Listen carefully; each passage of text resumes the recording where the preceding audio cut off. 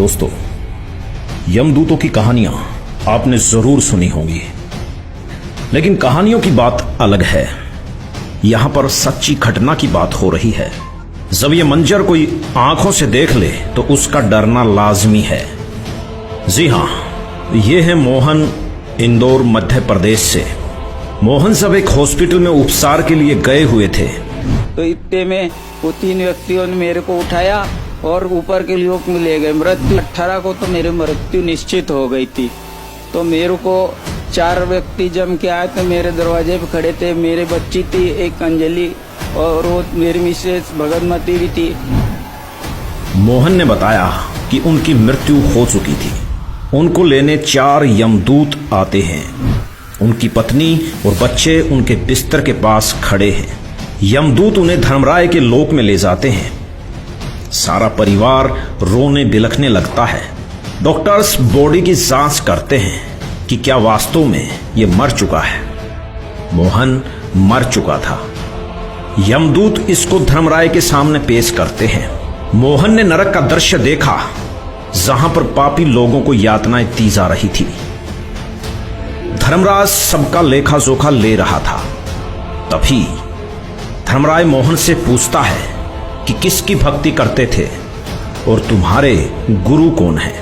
फिर आगे जो हुआ अब खुद मोहन से सुनिए। मार्च 2018 को तो मेरी मृत्यु निश्चित हो गई थी। तो मेरे को 4 व्यक्ति जम के आए थे, मेरे दरवाजे पे खड़े थे। मेरी बच्ची थी एक अंजलि और वो मेरी मिसेस भगतमती भी थी, साइड में खड़ी थी। वो बोल रही थी।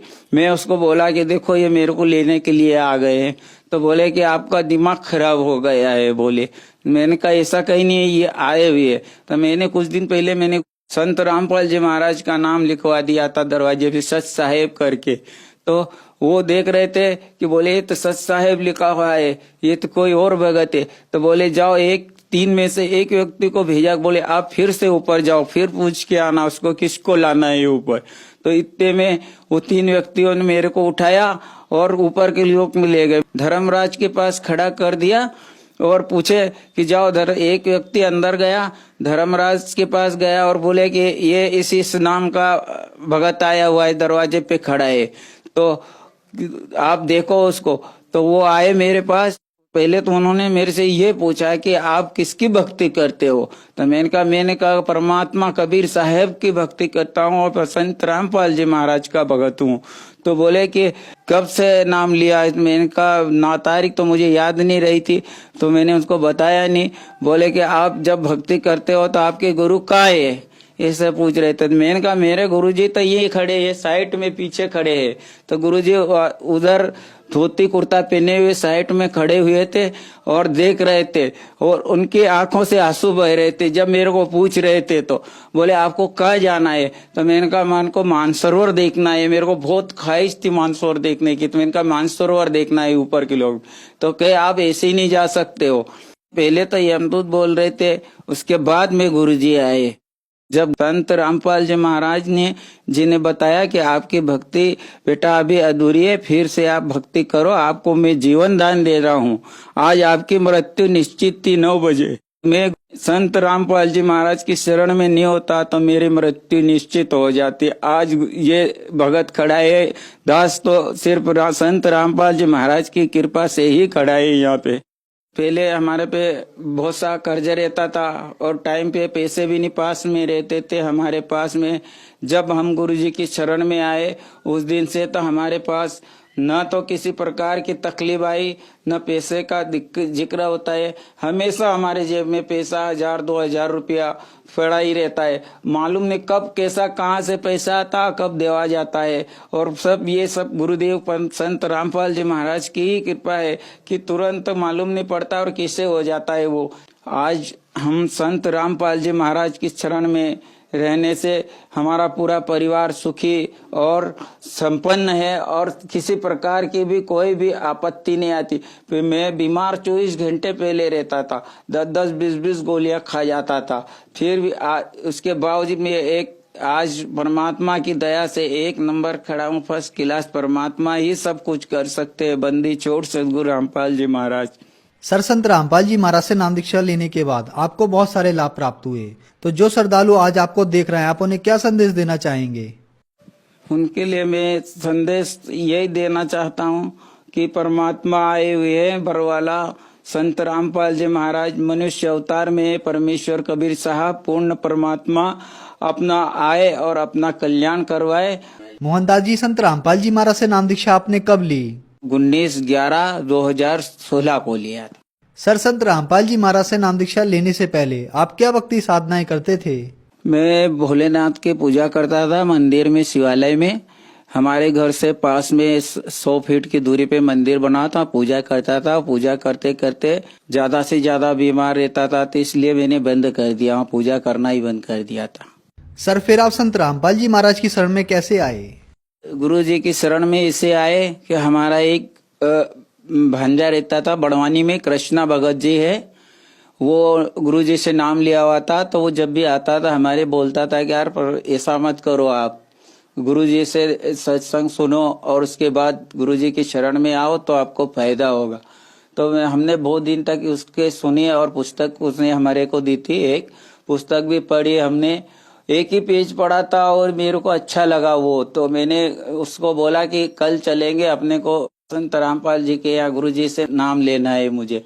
मैं वहां से राजगढ़ गया था उसके भगत जी के साथ में, और वहाँ संत रामपाल जी महाराज का सेंटर खुला है, नामदान सेंटर। वहां से मैंने संत रामपाल जी महाराज से नाम दीक्षा लिया। सर संत रामपाल जी महाराज से नाम दीक्षा लेने के बाद क्या आपको कोई लाभ भी प्राप्त हुए? हाँ, लाभ तो बहुत से हुए। पहला लाभ, संत रामपाल जी महाराज के शरण में रहने से मेरी लड़की की शादी बिना दहेज के ही बहुत अच्छे से हुई, और गुरु जी की कृपा थी, संत रामपाल जी महाराज की, जो अच्छे से शादी हुई और बिना दहेज के हुई, और कुछ भी मेरे को खर्चा नहीं आया उसमें। और एक लाभ ये हुआ कि मेरे को अभी बड़वानी हॉस्पिटल में भर्ती किया गया था। हल्का सा पेट में दर्द हुआ था इस साइड पे, तो मेरे को इधर एक डॉक्टर साहब ने बताया आपको अपेंडिज है, दूसरे ने बताया पथरी है, 7 mm का पथरी दिखाया था। बोले आपका ऑपरेशन भी हो सकता है। तो मेरे को 5 रोज में 50 बॉटल चढ़ चुके थे, 50 बॉटल लगे थे मेरे को हाथों में। उसके बाद में 5वें रोज मेरे को वापस उन्होंने बोले इसको इंदौर रेफर कर दो। इंदौर रेफर कर दिया। हमारे बच्चे ने कहा कि वहां पे नहीं ले जाना, इसको बड़ौदा ले जाएंगे। बड़ौदा ले गए। तो मैंने कहा कि पहले मेरे को गुरुजी के सेंटर पे ले चलो, संत रामपाल जी महाराज का नामदान सेंटर बड़वानी जिले में खुला है। तो मेरे को वहां पे ले गए, और वहां पे ले जाने के बाद जब मैंने प्रणाम किया और उसके बाद मेरे को बड़ौदा रेफर किया, तो 2 बजे मेरे को करीबन धीरज हॉस्पिटल में भर्ती कर दिया था। वहां पे करने के बाद मेरी सब जांचें नॉर्मल होती चली गई। डॉक्टर साहब बोले इनकी इसमें पथरी दिखाते हैं, इसमें अपेंडिज दिखा रहे हैं, तो बोले इसका सुबह से फिर और होगा ट्रीटमेंट, तो अभी तो इसको रेफर करो। तो मेरे को आईसीयू में 5-6 रोज तक रखा और 40-50 बॉटल वहां पे लगे। उसके बाद में फिर मेरे को तीसरे रोज बोला कि आपका फिर से एक्सरे और सीटी स्क्रीन होगी। सीटी स्कैन हुआ, उसके बाद में वो सब पूरे नॉर्मल आए तो उस रोज फिर और वापस रिटर्न मेरे को आईसीयू में कर दिया गया। आईसीयू में रखा 1 रोज और, तो संत रामपाल जी महाराज की ऐसी कृपा हुई कि रात के 2 बजे मेरे पलंग के पास खड़े हो गए आके और बोले कि बेटा तुम्हारा कल हम छुट्टी करवा देंगे, 9 बजे आप फिक्र मत करो। और वास्तव में 9 बजे उसके पहले डॉक्टर आके सब खड़े हो गए मेरे पास में। 4-5-6 डॉक्टर लगे थे, बोले यार इनका कुछ भी नहीं है, इनको अब मेडिसिन में रेफर करो और इनकी छुट्टी कर दो, इनको कुछ भी नहीं है, सब नॉर्मल हो रहा है। तो ये सब परमात्मा संत रामपाल जी महाराज की ही कृपा थी जो नॉर्मल हुआ मेरा, और मेरे को 9 बजे छुट्टी कर दिया वहां से। पहले तो मेरी रिपोर्ट में ऑपरेशन करने की स्थिति में मैं था कि पथरी का भी हो सकता है और अपेंडिज का भी हो सकता है, क्या है इसको, ये कह के मेरे को आईसीयू में भर्ती कर दिया। और उसके बाद में फिर मेरी डबल से जांच हुई। संत रामपाल जी महाराज मेरे को 2 बजे रात को आके कह गए कि बेटा आपको कुछ भी नहीं होगा और आपकी कल छुट्टी हो जाएगी। फिर मेरा डबल से चेकअप हुआ दूसरे रोज, और पूरी स्क्रीन सीटी स्कैन हुई, और सब पूरा एक्सरे हुए, सोनोग्राफी हुई, सब नॉर्मल हुई। ये सब संत रामपाल जी महाराज की ही कृपा से सब कुछ मेरे को हुआ, नॉर्मल हुआ। डॉक्टर सब सारे देखते हैरान रह गए। मेरे पलंग के आसपास सब खड़े होके पूछ रहे थे कि ये कैसे हो रहा है। कल तो इसको पथरी थी, अपने यहाँ की सोनोग्राफी में भी पथरी थी, बड़वानी के इसके हॉस्पिटल में भी पथरी थी, अपेंडिक्स थी। आज कैसे होगा ये? आप मेरे से डॉक्टर ही पूछ रहा था कि आप किसकी भक्ति करते, किसका नाम जाप कर रहे थे जब हम आपका चेकअप कर रहे थे। मैं संत रामपाल जी महाराज का ही नाम जाप कर रहा था। तो सब उन्हीं की कृपा से ये नॉर्मल हुआ, परमात्मा की देन है जो मेरे को आज मैं यहाँ पे खड़ा हूँ सेंटर पे आके।